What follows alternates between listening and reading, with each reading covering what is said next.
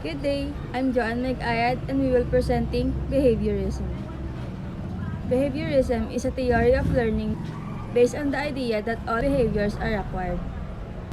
Through conditioning and conditioning occurs through interaction with the environment. Behaviorists believe that our actions are shaped by environment stimuli. Ang behaviorism ay isang psychological approach na nakatuon sa mga observable actions, hindi sa thoughts or feelings. Sinasabi nito na ang behaviorism ng isang tao ay natututunan o nakukuha sa isang environment. For example na lang, ang isang bata ay nakatanggap ng isang papuri dahil ito ay nag-aaral ng mabuti. Mas may malaking chance na patuloy itong mag-aaral ng mabuti dahil nakatanggap ito ng papuri. Ang concept ay nagmumula sa ideya na ang rewards at consequences sa paligid natin ay may malaking effect sa mga actions natin.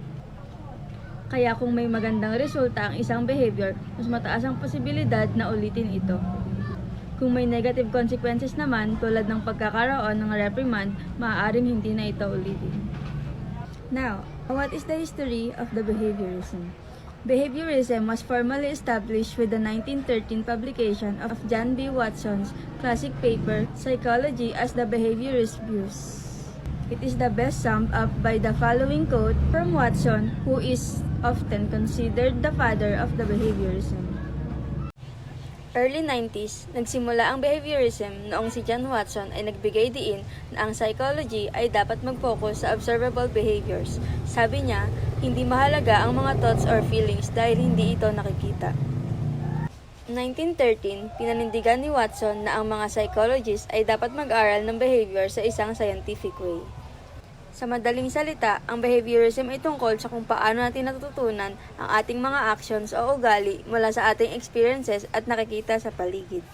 So, sa behaviorism, there are two main types, which are methodological behaviorism and radical behaviorism. So, sa methodological behaviorism, ito yung ideologies ni John B. Watson na sinasabi na yung mga observable behavior or mga actions or mga nakikitang actions lamang yung dapat pag-aralan scientifically. So, dito, hindi binibigyang pansin kung ano yung mental states or process ng pag-iisip ng isang tao. Kasi sabi dito, hindi ito nakakatulong para mas maunawaan yung ugali ng isang tao. So, sa madaling salita, mas pinapahalagahan ng methodological behaviorism kung ano yung nakikita o nasusukat ng isang tao kaysa sa kung ano yung nasa isip or damdamin ng isang tao. So, example is, may isang bata na umiiyak kasi gusto niyang kunin yung isang laruan.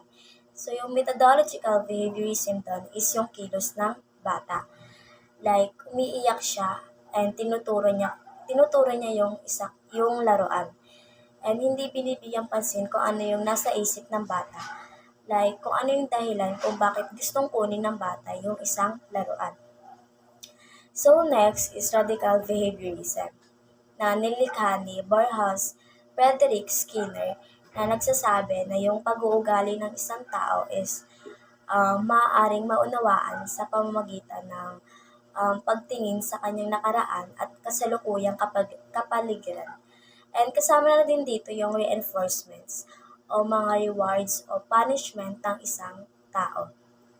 So, pinapaliwanag dito na yung pag-uugali is naapektuhan ng mga bagay sa paligid ng isang tao na kung saan maaaring maging positive reinforcement or negative reinforcement yung epekto nito.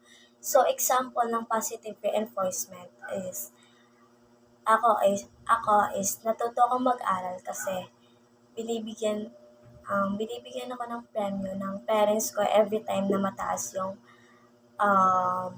grades ko.